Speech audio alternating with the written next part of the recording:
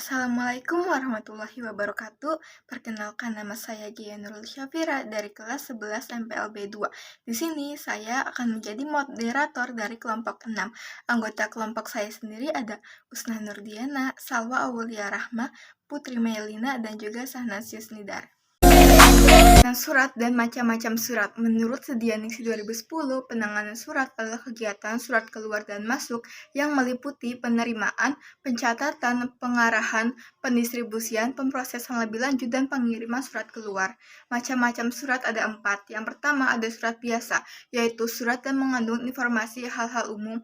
Contohnya, surat pengumuman, undangan pernikahan, akikahan, syukuran, dan sebagainya.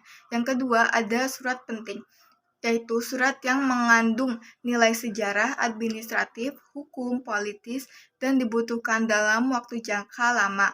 Contohnya surat pengangkatan karyawan atau CPNS, surat pemberhentian, dan surat perjanjian kerjasama.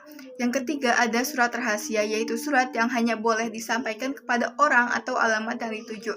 Biasanya surat rahasia dikemas dalam amplop rangkap 2 disertai dengan tulisan rahasia. Yang terakhir ada surat terbuka, yaitu surat yang dituju kepada pihak lain baik perseorangan ataupun kelompok yang dimuat pada media massa. Contohnya surat lowongan pekerjaan dan surat-surat yang terdapat pada koran atau media massa lainnya.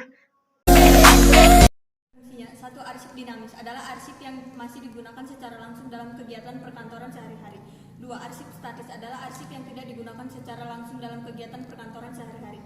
Arsip menurut tingkat pengolahannya. 1. Arsip pusat, yaitu arsip yang disimpan secara sentralisasi atau berada di pusat organisasi.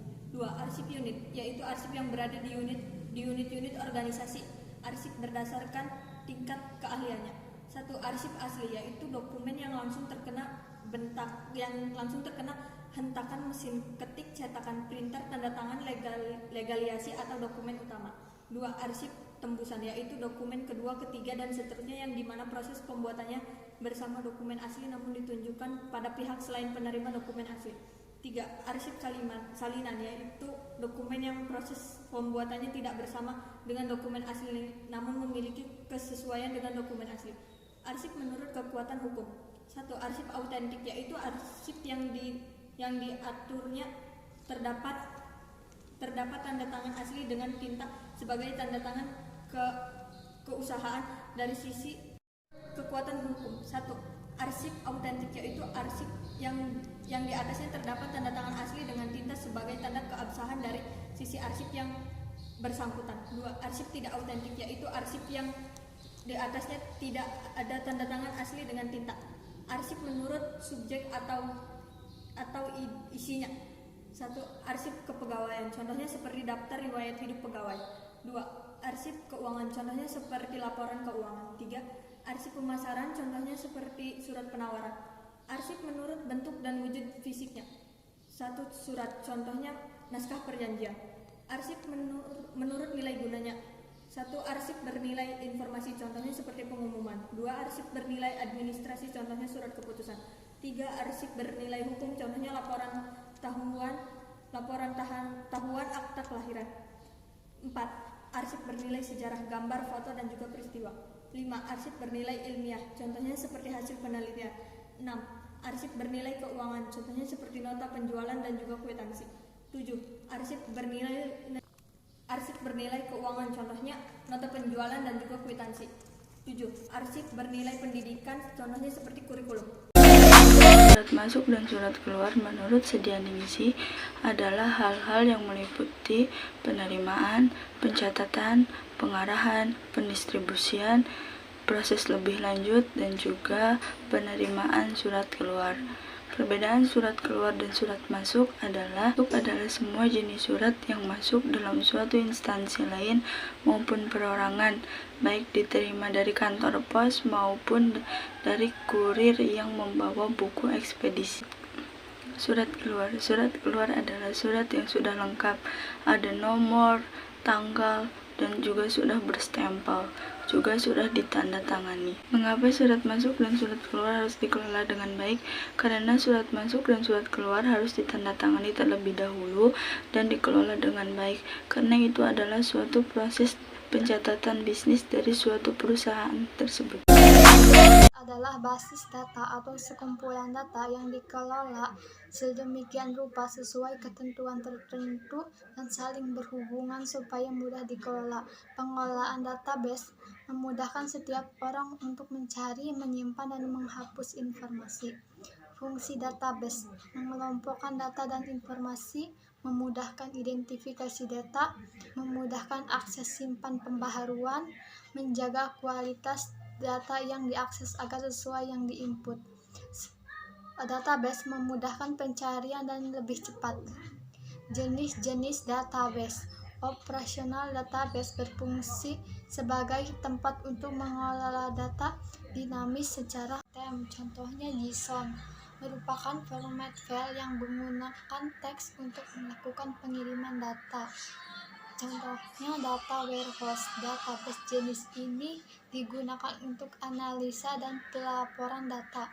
Contohnya Microsoft SQLs.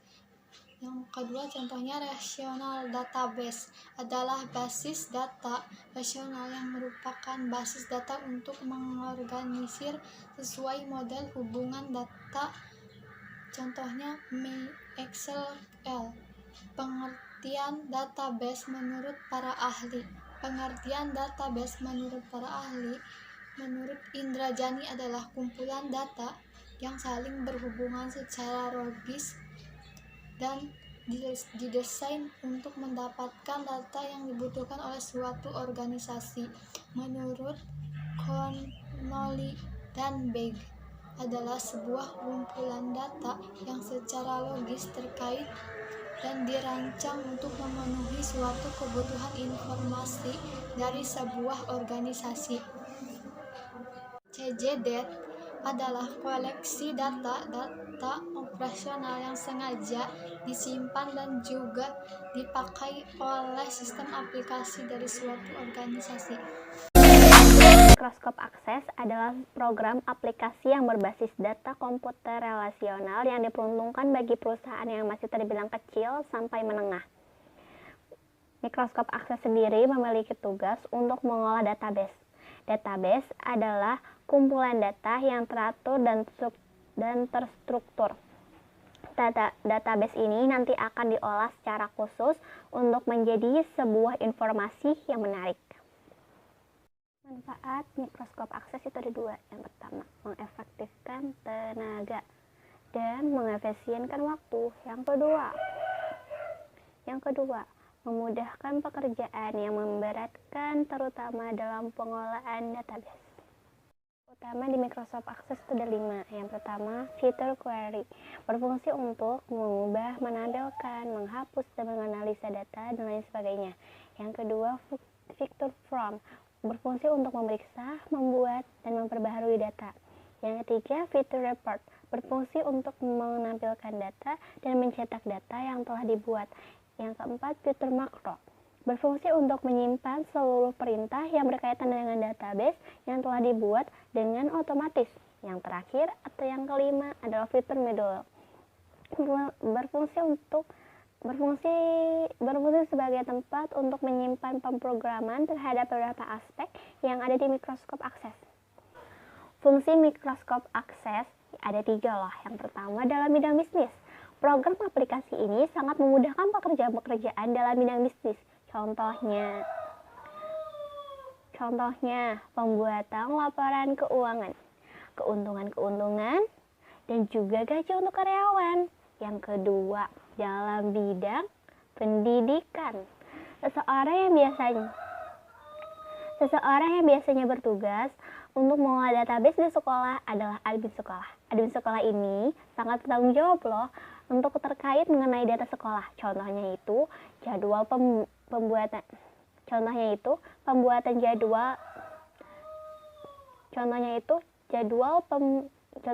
pembuatan jadwal untuk siswa dan guru, keperluan karyawan TU, dan juga perpus hingga urusan yang lainnya. pengelolaan data yang baik ini sangat memudahkan admin sekolah untuk membuat, mengatur, mengedit, hingga menghapus data. Banyak kan? Yang ketiga, apa hayo? Yang ketiga itu dalam bidang perkantoran. Yang ketiga itu dalam bidang perkantoran. Biasanya digunakan oleh seorang dari kantor yang bertanggung jawab untuk mengolah data sekolah. Biasanya digunakan oleh seorang di kantor yang bertanggung jawab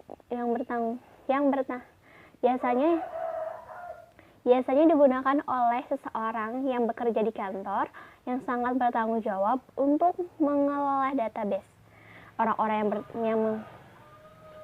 Orang-orang yang memiliki tanggung jawab itu siapa hayo?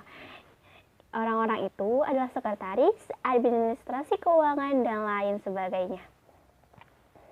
Kekurangan dan kelebihan dari Microsoft Access. Kelebihannya dulu ya. Yang pertama, mudah digunakan. Yang kedua, sistem database yang populer. Yang ketiga, menghemat uang. Yang keempat, mudah diintegrasikan. Yang kelima, bisa mengimport data dengan mudah. Yang keenam,